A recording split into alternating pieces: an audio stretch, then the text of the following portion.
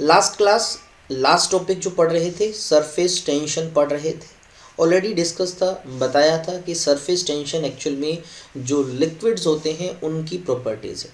Liquids के जो free surface होते हैं उन पर एक एक्स्ट्रा फोर्स लग रहा होता है, यानी वो सब जो होते हैं अंडर टेंशन होते हैं। सरफेस बेचारे पे टेंशन लग रहा होता है। सरफेस कोशिश करता है कि एरिया मिनिमम से मिनिमम हो, दैट्स वाई आउटर सरफेस जो है वो स्ट्रेच्ड मेम्ब्रेन की तरह बिहेव करता था। ये ऑलरेडी डिस्कस्ड है, मैं आपको बता चुका हूँ। सरफेस टेंशन का फॉर्मूला भी हमने डिस्कस कर रखा है, ठीक है।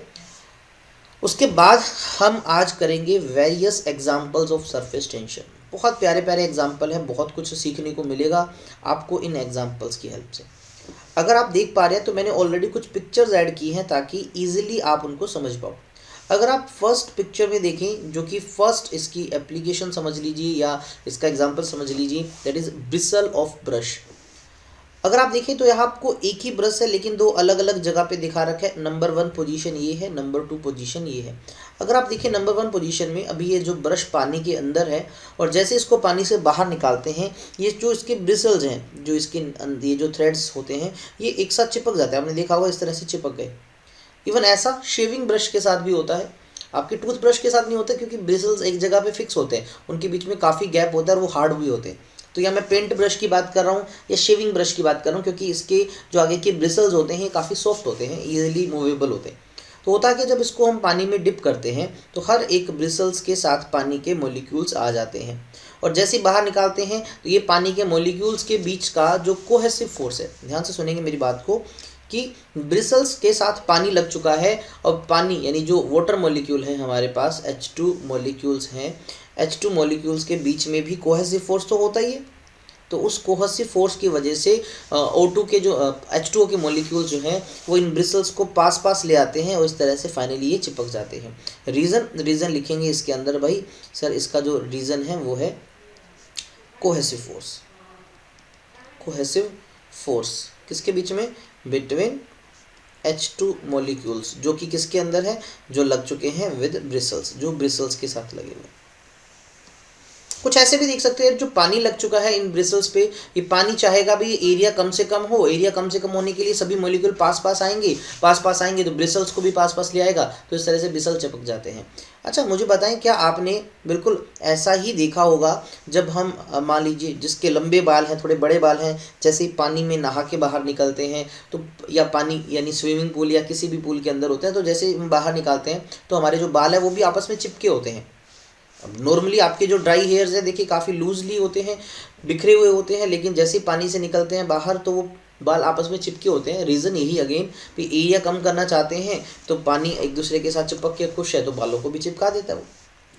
दूसरा एग्जांपल देखिए, नीडल फ्लोटिंग ऑन वाटर। आप देख पा रहे हो यहाँ पर एक नीडल है, ये पानी के ऊपर तैर रही है सरफेस पे। अब हालांकि ये जो मेटल है डूब जाना चाहिए, लेकिन तैरने का reason because of the upper layer of the water. ये पानी की जो सबसे ऊपर लेयर है, फ्री सरफेस है, जो एक स्ट्रेच्ड मेम्ब्रेन का बिहेव कर रहा है और जिसकी वजह से ये इसको होल्ड किए हुए। कुछ ऐसा समझ सकते हैं कि मान लीजिए मेरे पास क्या है, ये कोई लिक्विड का सरफेस है और हमने यहाँ पर क्या किया, कोई निडल इस तरह से रखी हुई है। ये निडल का क्रॉस सेक्शन एरिया दिखा रहा हूँ, ठीक है। तो ये मान लीजिए निडल कुछ इस तरह से सरफेस के ऊपर है। अब होता क्या है कि ये जो निडल है इसके सरफेस पे, या ये जो नीचे अब बना रहा हूँ मैं सरफेस, ये जो सरफेस आप देखो कर्व हो चुका है, तो यहाँ पर इस जगह टेंजेंशियल सरफेस टेंशन लग रहा होगा इस तरह से, इस जगह पे भी सरफेस टेंशन लग रहा होगा इस तरह से।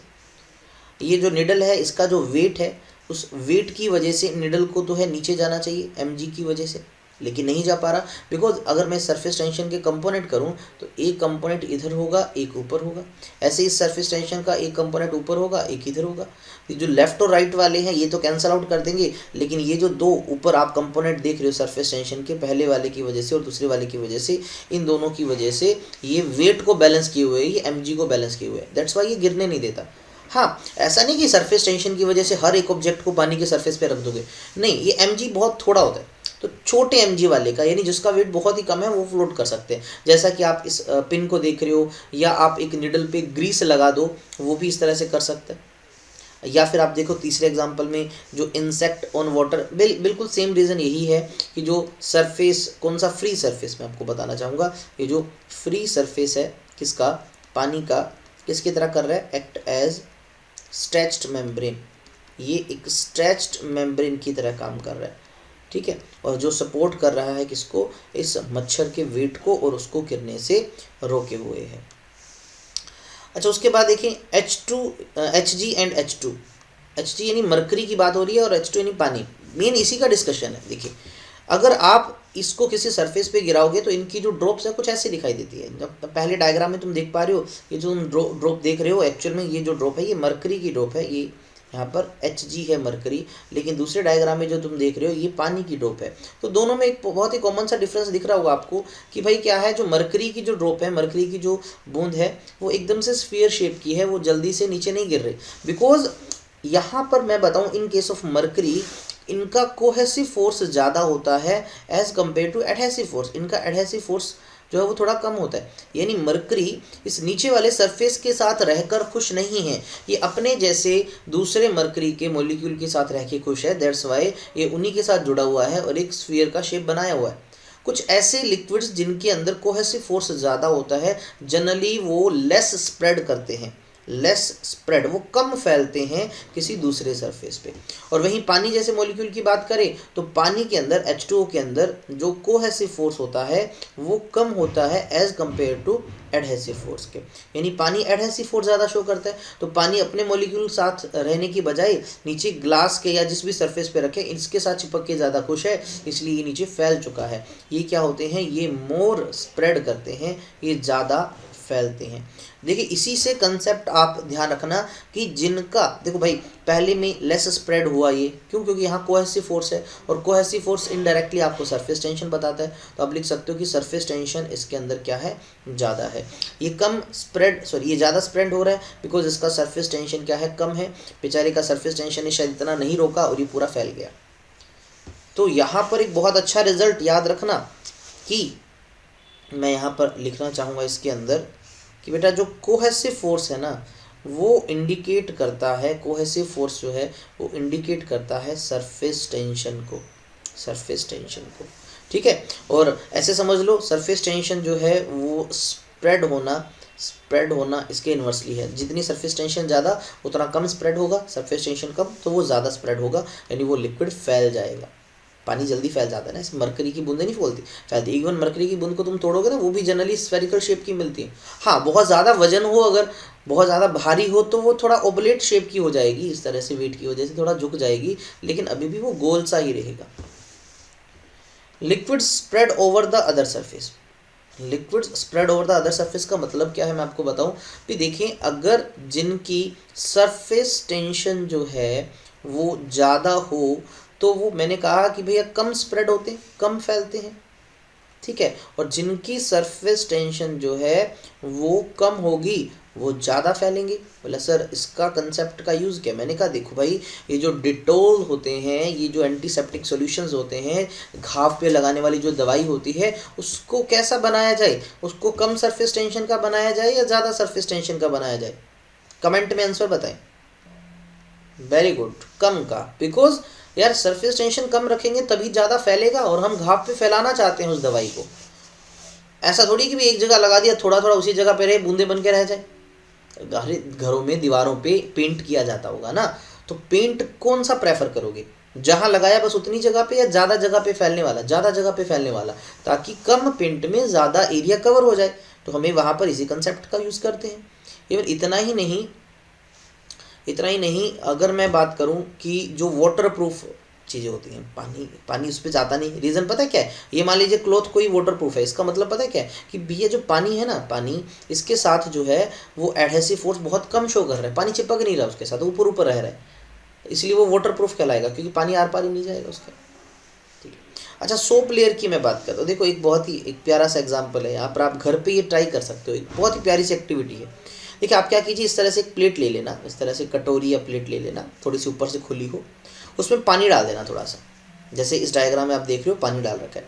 फिर जो काली मिर्च होती है, ब्लैक पेपर जिसको कहा जाता है, काली मिर्च उसके ऊपर स्प्रिंकल कर देना, मतलब जो ग्राइंडेड फॉर्म में हो, पिसा हुआ फॉर्म हो जो, ठीक है, आपके घर में मिल जाएगा किचन के अंदर ग्राइंडेड फॉर्म में पाउडर मिल जाएगा आपको, पाउडर फॉर्म में कौन, काली मिर्च जिसको ब्लैक पेपर कहा जाता है, वो इसके ऊपर स्प्रिंकल कर देना पानी के ऊपर, रैंडम सा वो फैल जाएगा। अब क्या कीजिए, आप अपनी उंगली पे या किसी भी लकड़ी का, ऐसे जैसे इस डायग्राम में लकड़ी देख पा रहे हो, तो ये जो लकड़ी का पीस है, या आप अपनी जो उंगली ही मैं बात करूं, तो इस पे क्या कीजिए बेटा, थोड़ा सा साबुन लगा लीजिए। इस पे क्या लगा दीजिए, थोड़ा सा सोप सॉल्यूशन लगा लीजिए, हल्का सा। ठीक है, फिर क्या कीजिए, आप उस फिंगर को या उस स्टिक को जैसे ही पानी के अंदर टच करोगे, बीच में करना, आप क्या देखोगे, ये जो ब्लैक पेपर है यानी जो काली मिर्च है, उसके पार्टिकल अपने आप दूर चले जाएंगे, इस तरह से फैल जाएंगे, किनारों पे चले जाएंगे। सर ऐसे कैसे हुआ? देखिए, पेपर जो ब्लैक पेपर थी, जो काली मिर्च थे, पाउडर थे, वो उसके ऊपर अच्छे से थे, लेकिन जैसे तुमने सोप लगाया अपनी उंगली पे या एक लकड़ी पे और जैसे पानी को टच किया, ये जो सोप होता है ना, ये जो सोप होता है, ये क्या करता है, ये सरफेस टेंशन को डिक्रीज कर देता है। क्या कर देता है? डिक्रीज कर देता है। सरफेस टेंशन डिक्रीज होने का मतलब कि भाई अब अपर सरफेस पे कोई पर्टिकुलर टेंशन नहीं है, अब जो मॉलिक्यूल है वो इजीली मूव कर सकते हैं और वो पार्टिकल जल्दी से उधर भाग जाते हैं। सरफेस टेंशन कम होते ही वो मूव कर जाते हैं। सिर्फ ऐसा ही नहीं, मैं आपको अभी बताऊंगा और एप्लीकेशंस में डिटर्जेंट और सोप का स्पेशल यूज़ बताऊंगा, एप्लीकेशन में बताऊंगा। अभी तो हम कुछ एग्जांपल कर रहे हैं, अभी पर्टिकुलर एप्लीकेशन भी इसके मैं वो बता दूंगा थोड़ी देर में। उसके अलावा bits of camper on water surface. भाई आपने फिर से क्या किया, एक ऐसे कटोरी में क्या कीजिए, पानी ले लीजिए। कटोरी बड़ी अजीब सी बन गई थी, तो क्या कीजिए, फिर से आप इस तरह से कोई कंटेनर लीजिए और कंटेनर में इस बार आप क्या लीजिए, आप उस पर कोई भी लिक्विड में, खासकर जनरली पानी ले सकते हो आप, पानी का सरफेस है। कैम्फर, कैम्फर जिसको अपन कपूर बोल देते हैं, जनरली पूजा पाठ के अंदर काफ़ी ज़्यादा यूज़ होता है। तो आप क्या कीजिए, उस कैम्फर को लीजिए, ठीक है, उसका छोटा सा टुकड़ा कर लीजिए, बिल्कुल छोटा सा, और जैसे तुम उसको पानी के ऊपर रखोगे ना, पानी के ऊपर रखोगे तो ये आपको मूव होता दिखेगा, बिकॉज जैसे इसको पानी के ऊपर रखते हैं, पानी का जो सरफेस जो होता है वो इसके लिए स्ट्रेच मेम्ब्रेन का काम करता है, ये इजीली इस पर मूव कर पाता है। कई बार तो आप देखना, जैसे ऐसे भागेगा, ये डांस करेगा, इस पर यहाँ कूद रहा है, ठीक है ना, कभी ये यहाँ पर कूद रहा है, इस तरह से ये आपको डांसिंग करता हुआ दिखाई देगा, इधर मूव करता हुआ दिखाई देगा कपूर। नाउ क्या यूज़ है इस सरफेस टेंशन के कंसेप्ट का? सरफेस टेंशन की कंसेप्ट का क्या यूज़ है? देखिए, इससे पहले मैं आपको एक चीज़ कंफर्म कर दूँ, ये जो सरफेस टेंशन है, सरफेस टेंशन है, ये टेम्परेचर के इन्वर्सली प्रोपोर्शनल है। याद रखना कि आप अगर किसी मटेरियल का टेम्परेचर इंक्रीज करते हो, सरफेस टेंशन डिक्रीज हो जाता है, एंड वाइस वर्सा। अब क्यों बता रहा हूँ, आप मुझे एक बात बताएं, घरों में कपड़े धोए जाते हैं जब, तो हमारी क्या कोशिश रहती है कि वही जो पानी इस्तेमाल किया जा रहा है वो ज़्यादा से ज़्यादा कपड़ों पे फैले, ज़्यादा से ज़्यादा मैल के कांटेक्ट में आए और मैल को आसानी से निकाले। अब पानी ज़्यादा कब फैलेगा, पानी कब मोर स्प्रेड करेगा, मुझे बता दो तुम। पानी तभी ज़्यादा स्प्रेड करेगा जब उसका सरफेस टेंशन जो है पानी का कम होगा। अब सरफेस टेंशन को कम करे कैसे? या तो आप पानी को क्या करें, पानी का टेम्परेचर बढ़ा दें।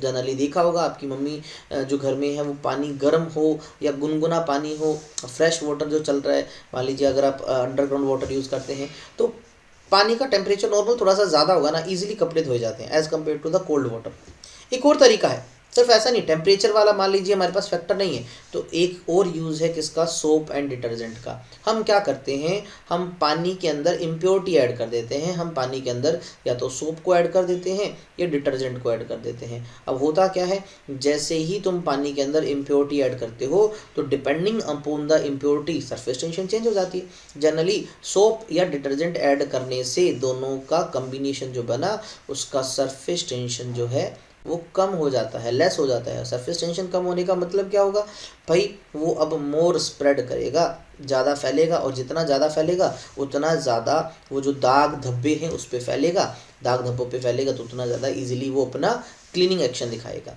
ठीक है ना। तो इससे क्या होगा, क्लीनिंग एक्शन जो होगा वो ज़्यादा होगा, क्लीनिंग एक्शन जो होगा वो ज़्यादा हो जाएगा, ठीक है। क्या ये कंसेप्ट समझ आया? स्प्रेडिंग ऑफ ऑयल ओवर सी। बहुत बार क्या होता है, समुंदर के अंदर जो लहरें हैं काफ़ी तेज ऊपर ऊपर उठने लग जाती हैं, तो कई बार क्या किया जाता है, उन लहरों को नीचे बिठाने के लिए टू काम, काम का मतलब शांत करना होता है क्या, काम डाउन, है ना, ठीक है। द वेव्स या टाइड्स बोल सकते हो, शोर टाइड्स बोल सकते हो, टाइड्स या वेव्स, ठीक है, इन ओशियन और सी। हम जानबूझकर क्या करते हैं, we spread oil on them, हम इस पर ऑयल डाल देते हैं, क्योंकि ऑयल जो होता है ना, तेल जो होता है, ध्यान से सुनना इस बात को, जैसे ही पानी के ऊपर तेल डालते हैं तो इसका ऑयल का सरफेस टेंशन ज़्यादा होता है, जिसकी वजह से ये सरफेस टेंशन ऑयल का कम होता है, ये पानी के ऊपर फैल जाता है, और पानी के ऊपर फैलेगा तो उस लहरों को शांत कर देगा, नीचे दबा देगा, मतलब अब उसके नीचे वाला पानी ऊपर नहीं उठ पाएगा। ठीक है, तो अभी मैं ना दो चीज़ें भी बताऊंगा बहुत अच्छी अच्छी इसी पे बेस्ड, ऑयल पे मुझे आपको बता ही देता हूँ। चलो, ये मान लीजिए नीचे पानी की लेयर है और ये नीचे ऑयल की लेयर है, ध्यान से सुनना इसको। ठीक है, इसके ऊपर अगर हम ऑयल की बात करें तो ऑयल इस पर फैल जाता है, लेकिन अगर इसके ऊपर हम पानी की बात करें तो पानी इस पर फैलता नहीं है। देखो क्या गजब कंसेप्ट है, क्या बोल रहा हूँ मैं, फिर से सुनना। पानी के ऊपर ऑयल फैल जाता है, लेकिन ऑयल के ऊपर पानी फैलता नहीं है। देखा होगा घर में किचन के अंदर मम्मी ने जो तवा होता है जिसपे खाना रोटी वगैरह बनाई जाती है, चपाती, तो उस पर अगर ऑयल वगैरह लगाओ, घी लगाओ, और जैसे ही पानी डालें तो पानी की बूंदें रह जाती है ऊपर। या कभी किसी डोसा वाले को डोसा बनाते हुए देखा होगा, है ना, तो पानी जैसे छिड़कता है तो ऐसे वो ड्रॉप्स की फॉर्म में रहता है, वो उस पर फैलता नहीं है, बिकॉज उस पर पहले से ऑयल लगा होता है। ठीक है, तो यानी यहाँ पर डिपेंड करता है कि कौन सा ऑब्जेक्ट, मतलब कौन सा सरफेस नीचे कौन सा ऊपर है। देखो कितना अमेजिंग एग्जांपल आप देख पा रहे हो यहाँ पर। तो हम पहले वाले का यूज़ कर रहे हैं, मैं इसकी बात कर रहा हूँ कि हम क्या करते हैं, पानी के जो सरफेस पे, यानी जब समुद्र में लहरें बहुत ऊपर उठने लग जाती हैं, उसको शांत करने के लिए ऊपर जानबूझकर ऑयल को स्प्रेड कर देते हैं ताकि लहरें शांत हो सके। लेकिन डेंजरस सिचुएशंस में, कहीं ज़्यादा बहुत ज़्यादा स्टॉर्म या ऐसे केसेस बढ़ने के चांस हो जिससे नुकसान हो सके, वहाँ पर ये काम किया जा सकता है।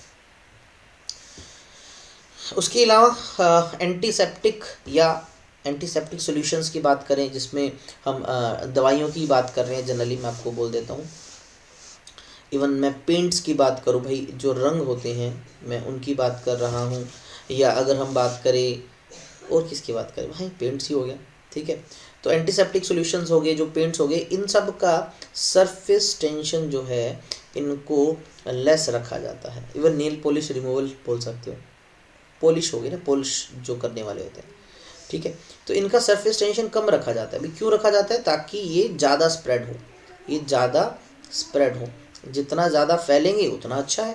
भाई एंटीसेप्टिक दवाई लेके आए हो, चोट लगी हुई है, थोड़ी सी लगाई, यहाँ थोड़ी रहेगी, आप चाहते हो कि यार पूरे घाव पे लग जाए वो, तो थोड़ी सी अप्लाई करे, ज़्यादा फैल जाए। तो इसलिए आप उनको ऐसा बनाते हो, यानी जो कंपनी है उसको ऐसा बनाती है कि उसका सरफेस टेंशन कम होगा, ताकि वो ज़्यादा ईजिली फैल पाएँ और अपना ज़्यादा इफ़ेक्ट शो कर पाए।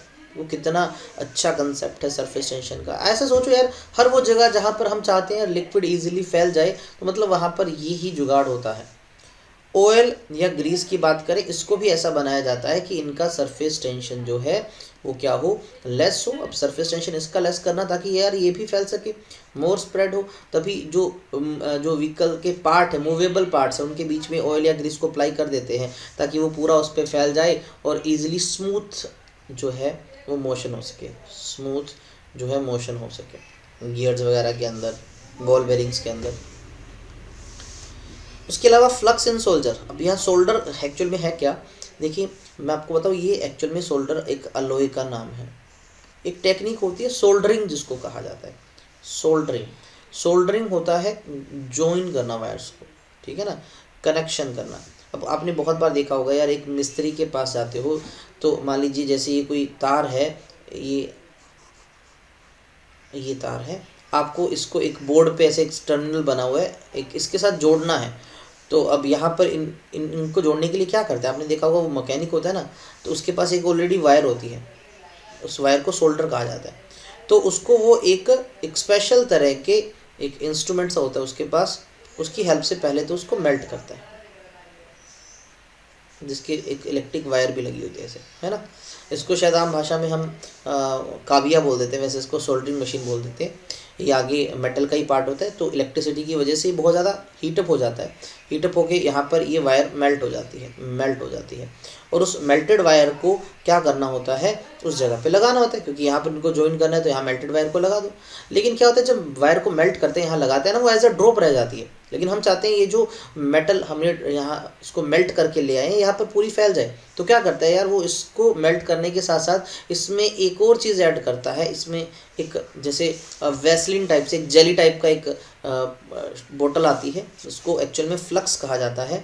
तो वो क्या करता है, फ्लक्स को भी थोड़ा ऐड करता है इसके अंदर जानबूझकर, ताकि फ्लक्स को ऐड करने से जो सरफेस टेंशन है वो कम हो जाता है। सरफेस टेंशन कम होने से ये ज़्यादा फैलेगा, आपको पता है, मोर स्प्रेड होगा, तो जो मेल्टेड वायर है वो आसानी से फैल जाती है।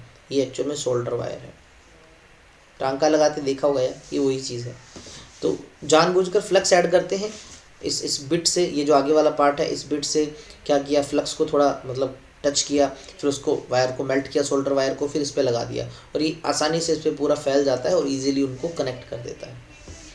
इन वाटरप्रूफ क्लॉथ, अरे वाटरप्रूफ क्लॉथ का मतलब क्या भाई, एक ऐसा कपड़ा जिसके पानी आर पार नहीं जा रहा या जिस पे पानी फैल नहीं रहा। मतलब कपड़ा गीला कब होता है, जब उस पर पानी फैल जाता है। अगर मान लीजिए हमने क्या किया, एक ऐसा क्लॉथ बना दिया जो क्या कर रहा है, जैसे ही पानी उस पर गिरता है तो यार वो उस पर फैलता ही नहीं, एज अ ड्रॉप रहता है। ये तो ऐसा तभी हो पाएगा ना जब क्या होगा, आपने एक ऐसा मटेरियल लिया जो इसके साथ कम कांटेक्ट में आ रहा है। यानी इन दोनों पर्टिकुलर केसेस में क्या था, इसमें तो कोहेसिव फोर्स आप देख पा रहे हो काफ़ी कम है, और यहाँ पर कोहेसिव फोर्स ज़्यादा शो कर रहा है। हमें बिल्कुल ऐसा ही जुगाड़ चाहिए ताकि पानी उस पर फैले ना, और एज अ अलग सेपरेट ड्रॉप बना रहे, तो सेपरेट ड्रॉप बना रहेगा तो आर पार तो जाएगा नहीं। ये हमारा एज अ वाटर जो है ना प्रूफ क्लॉथ बन जाता है। आप बनाना ना एक बार देखा होगा आप, क्या होता है, जैसे मान लीजिए एक नॉर्मल पेपर है, कागज़ का टुकड़ा है, इस पर पानी की बूंद डालेंगे, आप देखना वो वहाँ से गीला हो जाएगा। लेकिन उसी कागज़ के टुकड़े पे आप क्या कीजिए, मोम या जो वैक्स होता है, ठीक है, आप उसको एक बार मोमबत्ती से मोम से पूरा रगड़ दीजिए उस पेपर को। अब उस पर आप पानी की बूंदें डाल के देखो, अब जैसे ही तुम उस पर पानी की बूंद डालोगे वो फैलेगी नहीं, एज ए ड्रॉप बनी रहेगी। रीज़न, आपने पहले मोम लगा दिया, और मोम लगाने से अब जो है इनके बीच का जो है सरफेस टेंशन बढ़ गया है, यानी पानी का सरफेस टेंशन बढ़ गया है मोम की वजह से। अब वो एज अ ड्रॉप बना हुआ है, वो आर पार नहीं जा रहा। तो इस तरह से सरफेस टेंशन के बहुत सारे, अगर हम लिखने चलें तो बहुत सारे एग्जांपल्स हैं जिनसे हम सरफेस टेंशन के कंसेप्ट को बहुत इजीली समझ सकते हैं। ठीक है, तो कुल मिला के हमें पता लगा यार सरफेस टेंशन नाम की प्रॉपर्टी को हम चेंज कर सकते हैं। कैसे चेंज कर सकते हैं? टेम्परेचर से। टेम्परेचर बढ़ाने से सरफेस टेंशन हमेशा कम होता है, लेकिन impurity, depending upon impurity surface tension बढ़ती भी है और कम भी होती है। जनरली बढ़ाने का काम कहाँ किया जाता है? जब हमें ऐसे वाटर जो रेजिस्टेंस सरफेस जैसा कुछ बनाना हो, जैसे कि जो छतरी होती है, अम्ब्रेला, उसका जो कपड़ा होता है वो ऐसे ही तो बनाया जाता है कि पानी उसके आर पार नहीं निकले। या जो विंड शीटर्स होते हैं, रेन कोट्स होते हैं, उनको ऐसे ही बनाया जाता है। या आजकल जो घर, जो शादी ब्याह में जो टेंट वगैरह लगाया जाता है, उसका जो कपड़ा होता है उसको ऐसे ही बनाया जाए कि यार वाटर प्रूफ हो, पानी आर पार ना जाए उसमें। यानी उसमें हम सरफेस टेंशन को जानबूझकर इंक्रीज करना चाहते हैं, और मोस्टली अदर जगहों पर जहाँ पर हमें सरफेस टेंशन कम करना है वहाँ सरफेस टेंशन कम भी करते हैं। ओके, अच्छा, नॉन स्टिक जो तवा होता है या पैन होता है, वहाँ पर हमें क्या ज़्यादा चाहिए? नॉन स्टिक वो मटेरियल से होता क्या है, खाना चिपकता नहीं है उस पर। खाना चिपकता नहीं है, इसका मतलब क्या हुआ कि जो खाना है उसका उस सरफेस के साथ जो एडहेसिव फोर्स है वो काफ़ी कम हो जाता है, इसलिए खाना उसके साथ चिपकता है नहीं, ऊपर ऊपर रहता है। अच्छा, नॉन स्टिक ना हो तो चीज़ नीचे चिपके ना, तो बताओ क्या किया जाता है? जो गर्ल्स होंगे उनको ज़्यादा पता होगा, चलो कमेंट पे मुझे बताएं। घर में मान लीजिए कोई पैन पे कोई चीज़ बना रहे हैं, उसके साथ चिपके ना, क्या किया जाता है बताओ?